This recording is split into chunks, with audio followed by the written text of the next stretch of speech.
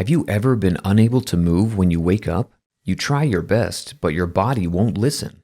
Then you notice a person who comes up to you, sits on your chest, and then it becomes impossible to breathe. My name is Mike. I want to share with you my story that happened to me when I was 17 years old. At that time, I often suffered from sleep paralysis. This is the state when you seem to wake up, but you are still in a dream and can't move. At the same time, you can see everything that is happening around you. This state can best be described as between dream and reality. Even sometimes, to me, to see that dreadful, overgrown woman in red, the one I saw in my dream. That summer, my parents sent me on vacation to my grandmother's farm to help her with the housework. I admit I grew up in an urban environment, and we lived in an apartment. I didn't go to my grandmother's house much, only once a year at least, so I wasn't particularly close to chores, especially on a farm. I was still a student at that time. Like many of them, I suffered from insomnia. I didn't know how to behave without computer games. On arrival, my grandmother gave me a warm welcome and told me that I could stay in the attic.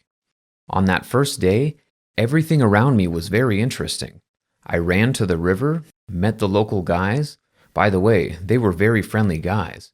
They showed me all the interesting places in the village, but I remember one thing most. My grandmother had a small abandoned shed.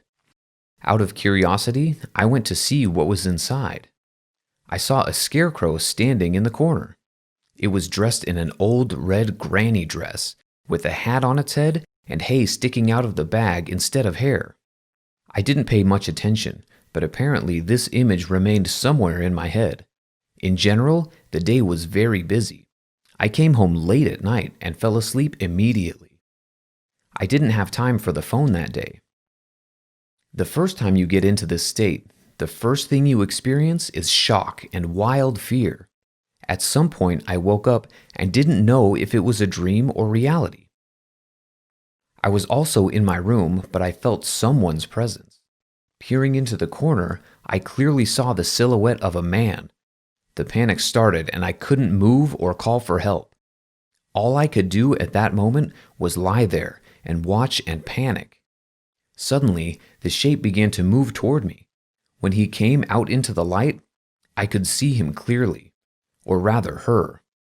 It was a woman in a red dress, her hair overgrown and disheveled, and her nails were long. She didn't stop walking slowly toward me. I closed my eyes in frustration and tried to sleep, but the worry in my heart did not give me peace.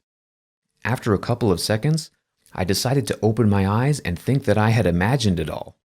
But as soon as I opened them, I saw her face to face again, as she stretched out her hands and began to violently choke me. I couldn't get enough air and I started to gasp. You can say my whole life flashed before my eyes. I felt my previously motionless hand, which was as if it was filled with lead, experience freedom, as if my hand had been released from its prison. I clearly felt that I was moving both hands, but the strangest thing is that I didn't see them at all. I was shocked. I tried to throw this woman off, but I couldn't feel her. I still can't forget that feeling. I was amazed by this. From fear and pain, I screamed, but instead of a scream, I heard a low growl inside me, very far. But because of this, the vibrations became even stronger.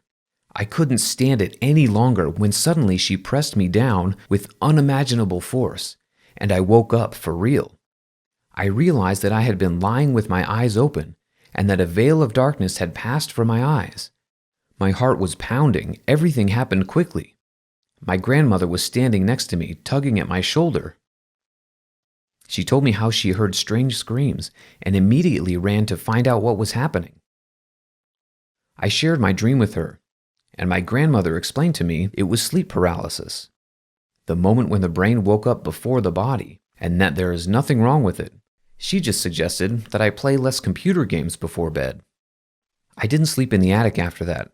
I moved closer to my grandmother, because you never know what was going to happen. It took me a long time to get away from this horror story. For a couple of days, I didn't sleep all night. I still don't turn off the lights in my room. Tell us if you have ever had this, and what kind of image came to you, And don't forget to subscribe and share my story with your friends. Hi, my name is Layla. Tell me, how often do you go to the cemetery? You know, it's generally considered the most creepy and dark place, but I'll tell you one thing. The cemetery is my home. Yes, but don't laugh or be surprised. What? Did you think I was into some subculture? For example, Gothic? I remember once my classmates found out that I lived in a cemetery. They immediately began to avoid me. They did not communicate with me, but after what they learned, they did not even say hello. This is a great disappointment to me. Oh, don't think that I sleep in coffins. I don't live in the cemetery itself, but only on its territory. It so happened that my mother died a long time ago. So long ago that I don't remember it at all. I was too young. My father raised me on his own. He never married. Says he never wanted to because of his love for my mother. In his grief, he began to drink heavily. I remember that period in fragments. The house was destroyed. The refrigerator was empty. On the floor, on the table, in every room, there were empty bottles of alcohol. And the whole house stank of fumes and the smell of cigarettes. And then my dad told me that once he was fired from work for alcohol abuse, brought a notice that his house was being taken away for debts, and he came home so drunk that our nanny packed up and left without calling my father. She was tired of working in such conditions. Dad drank too much and fell asleep, and when he woke up, I was almost unconscious on the floor. I was thirsty and drank the liquid from my father's bottle, where there was vodka. I had food poisoning. My father called an ambulance in a panic, and they took me away and started pumping me out. My father said that at that moment, he was so afraid for my life that he immediately stopped drinking. He realized that he was making a huge mistake. The doctor saw his condition and reported everything to the police, who came and almost took me away, but did not place me in an orphanage. My father begged on his knees for them to give him a second chance, and for some reason, he was lucky at that moment and was given a try. From that day on, he stopped drinking and immediately went looking for work, wherever he was, looking for jobs in cafes, gas stations, taxis, construction sites, shops. Nothing happened. He called all our relatives who turned their backs on him after the alcohol. Naturally, we didn't get any help from them.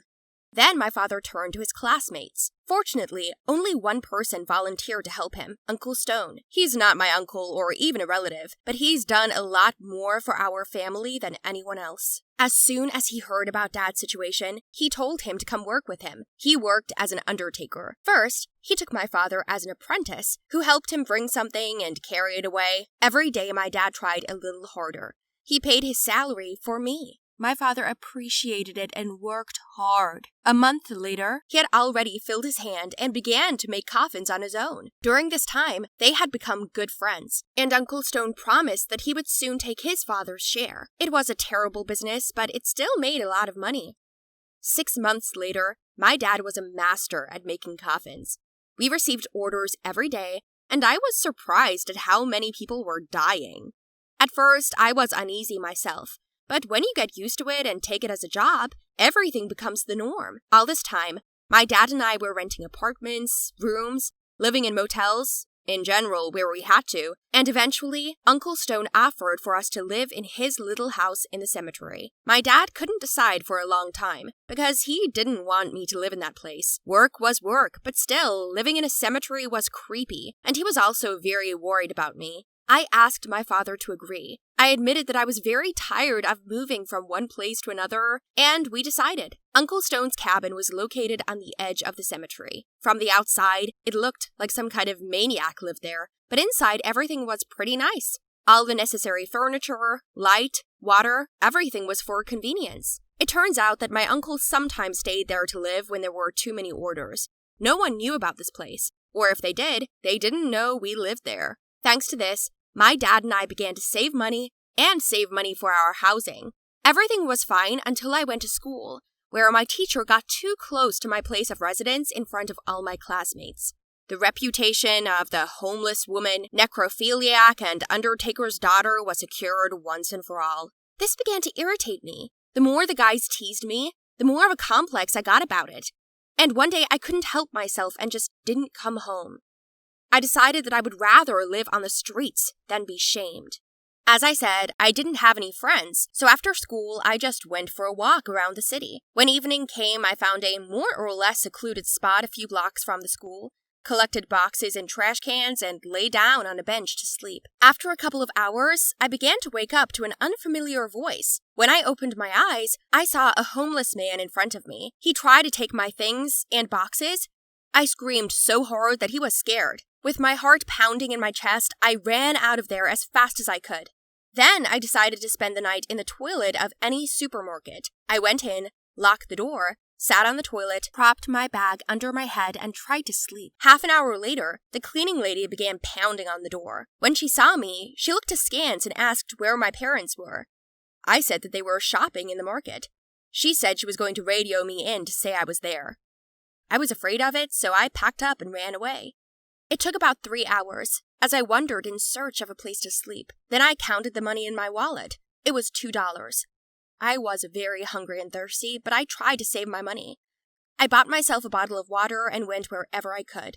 I don't know how long I walked, but I was tired and ready to fall asleep in the middle of the road. I saw a short ad, room for rent, cheap, that almost flew there on the wings of a dream. It cost a little more than $1, and I was glad, paid, and went inside. Only then did I realize why it cost so little. In addition to me, 10 people spent the night in the room. The room itself was small, with one small window. There were cockroaches and spiders running around on the floor, and there was a huge layer of dust, garbage, and dried shit. I needed to sleep among strangers and in such conditions. I went outside and asked for my money back, but the hostess said that she would not give anything back, since our agreement was already concluded. I begged her to accept my situation, but it only made her angry. In the end, she chased me away, and I went the other way and lost track of time. All the way I was crying, and I thought only about how to get to my home now, where it is clean, warm, cozy, where my dad is and there is food. It was only at this moment that I realized that there is nothing better than home. Whatever it might be, no one will ever be happier than you in your own home. I began to miss my father, and suddenly I was terribly ashamed of being ashamed of him, of his work and of our home. I wanted to go back, but I didn't know how. I began to look for the street and turn I needed in a panic, but I couldn't find anything. I walked for another hour and a half and was cold and hungry at the end. I just sat down on the sidewalk and started crying. Suddenly, I heard the sound of a police siren. They were driving by and found me. It turns out that my father spent the entire night searching for me, raising the police to their attention. When I got to the station, he was sitting there waiting. I ran to him with a hug and begged for forgiveness. I've never been so ashamed of him before. Since then, I value my home, and nothing can make me feel shy about it. What would you do if you were me?